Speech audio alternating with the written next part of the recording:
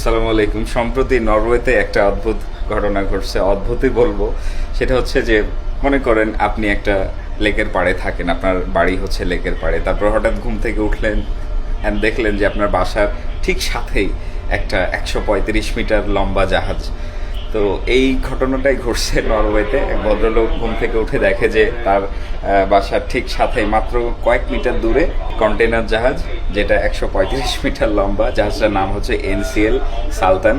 জাহাজে যে duty officer ছিল সে ঘুমিয়ে পড়ছিল প্রাথমিকভাবে, যেটা জানা যায়। তো সে কোর্স চেঞ্জ না করে সোজা একদম মাটির ওপরে উঠাই দিচ্ছে। তো মানুষ এতটা ইরেসপন্সিবল কেমনে হয়? হ্যাঁ, আমাদের ক্লান্তি আসতে পারে, ঘুম আসতে পারে, তার মানে এই না যে আমরা জাহাজ একদম সোজা মাটির ওপরে উঠাই দিব। অপশান আছে, যদি শরীর খারাপ করে আমরা ক্যাপ্টেনকে জানাইতে পারি। যেমন মনে করেন যে আমাদের জাহাজে বা এইখানে এই যে ব্রিজে আমি আপনাদেরকে দেখাই যে এখানে আসলে আমাদের ঘুম আসার কোনো সুযোগই নাই। এর কারণ হচ্ছে এইটা, হ্যাঁ, BNWAS বা bridge navigational watch alarm system. আমি এটা নিয়ে এর আগেও বলছিলাম, আবার বলি, প্রত্যেক 12 মিনিট পর পরে অ্যালার্ম বাজে এখানে।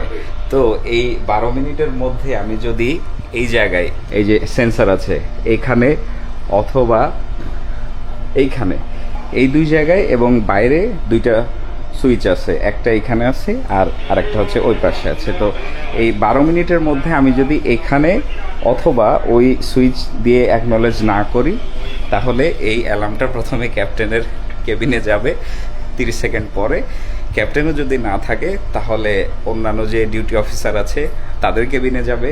তারাও যদি অ্যাকনলেজ না করে, বুঝতে না পারে, তাহলে এটা পুরো জাহাজে বেজে উঠবে। তো এখন বুঝতে পারছেন যে এখানে আমাদের ঘুমানোর কোনো সুযোগ নাই। এছাড়াও আরেকটা বিষয় হতে পারে, সেটা হচ্ছে যে আমি একা আছি, আমি হঠাৎ অসুস্থ হয়ে যেতে পারি।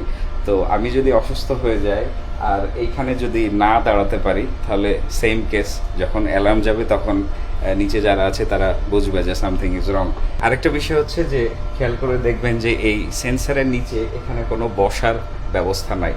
এখানে বসা নিষেধ আমাদের জন্য, শুধুমাত্র ক্যাপ্টেন এবং হারবার পাইলট ছাড়া চেয়ার নিয়ে এসে এখানে বসা নিষেধ। আপনারা দেখলে বুঝবেন, ওইখানে বসার জায়গা আছে, তারপরে ওইখানে আছে, কিন্তু এখানে নাই। যদিও অনেক ক্যাপ্টেন ব্রিজে বসা পছন্দ করেন না, আবার অনেক ক্যাপ্টেন একটু ছাড় দেন। সো ওখানে আমরা যদি বসিও তাও সর্বোচ্চ 10-12 মিনিট, এর বেশি ওখানে বসা যাবে না।